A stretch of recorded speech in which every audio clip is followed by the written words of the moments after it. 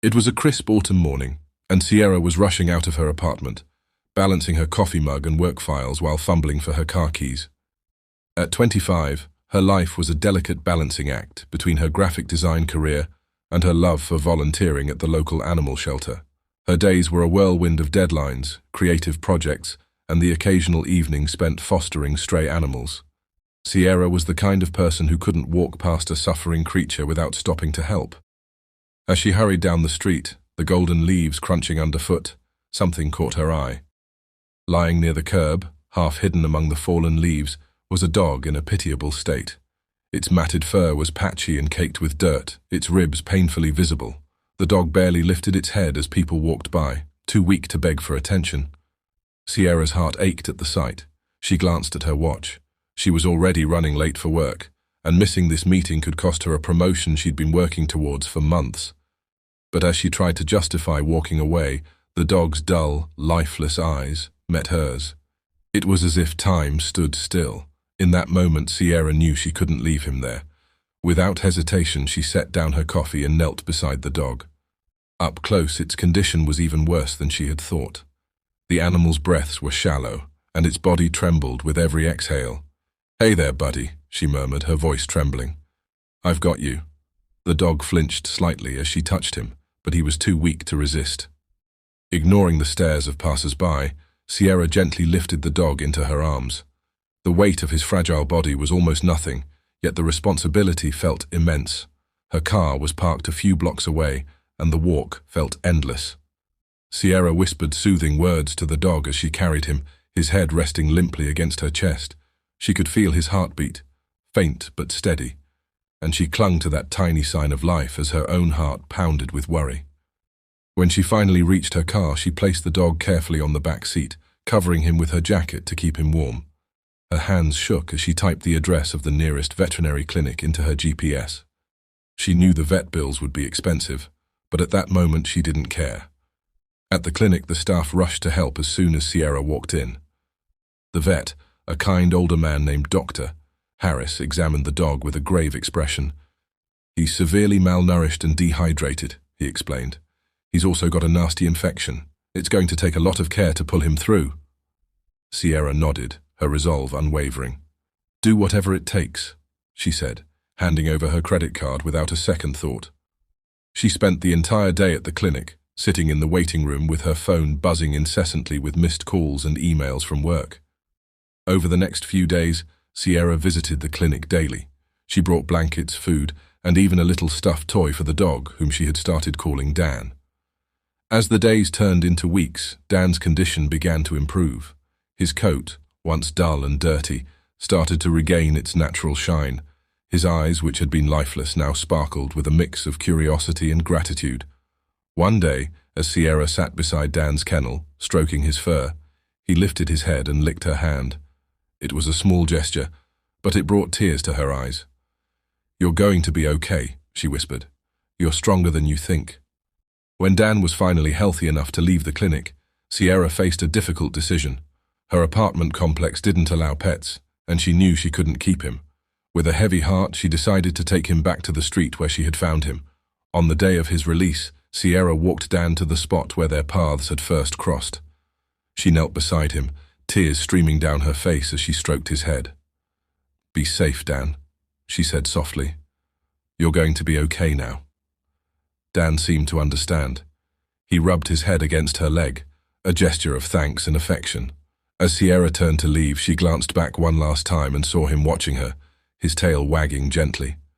Little did she know, this moment was just the beginning of a bond that would change her life forever. Months passed, and Sierra settled back into her routine, though her thoughts often drifted to Dan. She wondered if he was surviving, whether he had found a pack or a kind stranger to look after him. The memory of his eyes, filled with gratitude, haunted her in quiet moments. Despite her attempts to focus on work, Sierra couldn't help but glance down side streets or alleyways, hoping for a glimpse of the dog she had saved. One chilly winter evening, Sierra found herself working late. The office was empty, and the city streets outside were eerily quiet. Her shift had been grueling, and her body ached as she finally packed up her things and stepped out into the cold night. She wrapped her scarf tightly around her neck, the crunch of her boots echoing in the silence. As she walked home, she became increasingly aware of her surroundings. The streets seemed darker than usual, and the faint hum of distant traffic felt unnervingly far away. Sierra adjusted her pace, her unease growing with every step. Halfway home, she noticed shadows moving in the corner of her eye. Turning her head slightly, she saw a group of 3 men following her from a distance.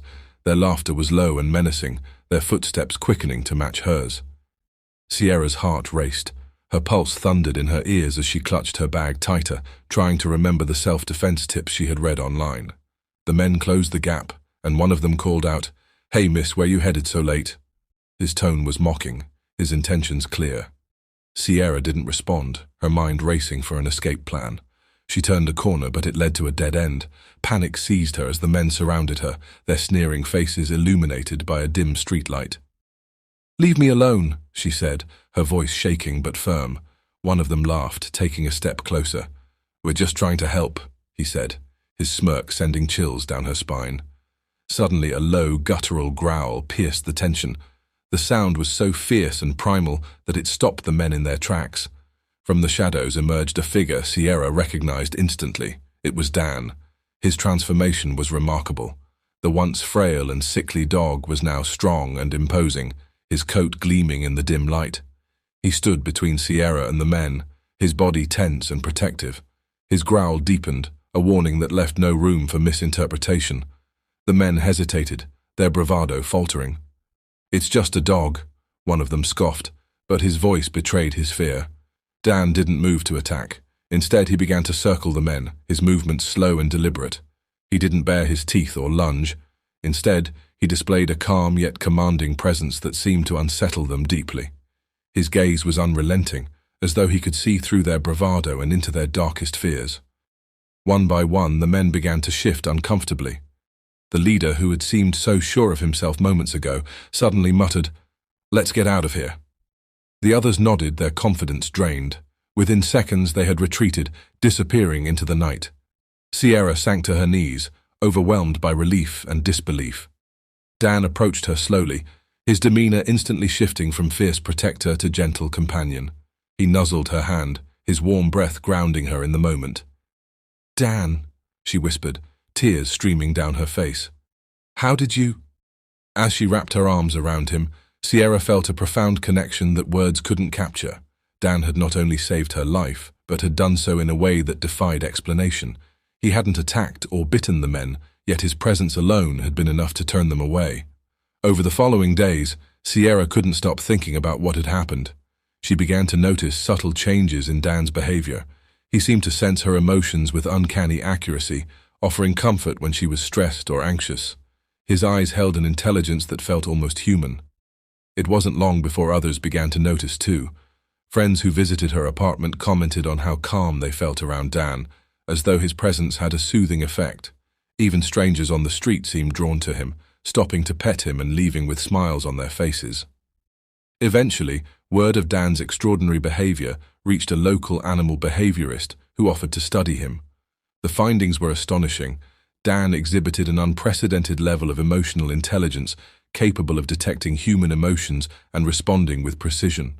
Scientists began to theorize that Dan's near-death experience had rewired his brain, amplifying his natural empathy to extraordinary levels. He wasn't just a loyal companion, he was a living testament to the power of resilience and connection. Months after Dan's remarkable intervention, his fame began to spread beyond Sierra's circle of friends and local scientists. Social media posts about him went viral, with people from all over the world sharing stories about his uncanny ability to calm even the most tense and anxious individuals. What started as curiosity from a small group of researchers quickly snowballed into international attention. Scientists, animal behaviorists, and journalists flocked to Sierra's small apartment, eager to meet the dog who seemed to possess a gift beyond human understanding. Dan, however, seemed unaffected by all the attention. He remained the same gentle and intuitive soul, greeting visitors with a calm demeanor and a wag of his tail.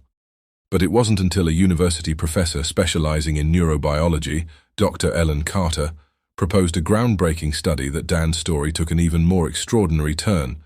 Dr. Carter had spent years studying animal cognition and believed Dan might hold the key to unlocking the mysteries of emotional intelligence in animals. She theorized that his near-death experience and subsequent recovery had triggered a rewiring of his brain, amplifying his natural instincts to a supernatural degree. She suggested that Dan's abilities might even surpass human understanding of empathy and emotional regulation. Sierra was initially hesitant to subject Dan to scientific scrutiny, but Dr. Carter assured her that the research would be non-invasive and centered on observing Dan's interactions with people in controlled environments. Reluctantly, Sierra agreed, hoping that the study would shed light on the qualities that made Dan so special. The experiments began with simple tasks. Dan was introduced to individuals experiencing heightened emotions, grief, anxiety, anger, and his responses were meticulously recorded. Without fail, Dan seemed to sense exactly what each person needed. To a woman grieving the loss of her husband, he rested his head in her lap, offering silent comfort. To a child struggling with anger, he initiated play, diffusing the tension with his joyful energy. What baffled the researchers most was Dan's ability to affect physiological changes in people. Monitors showed that individuals in his presence experienced lowered heart rates, reduced cortisol levels, and increased oxytocin production. It was as if Dan's presence alone could reset the human emotional state. As the study progressed, even skeptics began to acknowledge the possibility that Dan's abilities were more than just heightened intuition. Some researchers suggested that he might be emitting subtle, imperceptible signals, micro-movements, sounds, or even pheromones that triggered these profound effects. Others speculated that his empathy was so deeply ingrained it had become a form of communication beyond traditional animal behavior. Sierra, meanwhile, was overwhelmed by the attention but fiercely protective of Dan. She made it clear that he was not just a subject of study, but her loyal companion and a testament to the power of kindness. Whenever she felt doubt or exhaustion, Dan seemed to sense it, leaning against her with a reassuring presence that reminded her why she had saved him in the first place. As the research findings were published, the world became captivated by Dan's story. Documentaries were made, featuring heartwarming footage of Dan interacting with people from all walks of life. One particularly moving scene showed Dan comforting a war veteran suffering from PTSD. The man, who had been unable to speak about his trauma for years, broke down in tears as Dan rested his head on the man's chest, offering silent solace. But the most astonishing moment came during a live demonstration. Dan was introduced to a room full of strangers, each instructed to hold onto a personal object that carried deep emotional significance. As Dan moved through the room, he seemed to identify the person most in need of comfort, stopping before a young woman clutching a photo of her late father. Without hesitation, he placed his paw gently on her knee, gazing at her with an intensity that brought the entire room to tears. The impact of Dan's story extended far beyond the scientific community. Schools began incorporating lessons about empathy and kindness, inspired by his actions. Animal shelters reported a surge in adoptions, as people were reminded of the incredible bonds that could form between humans and animals. For Sierra, the journey was both humbling and transformative. She often reflected on the day she found Dan, weak and dying on the side of the road. She had acted on instinct, driven by compassion, never imagining the ripple effect her decision would have.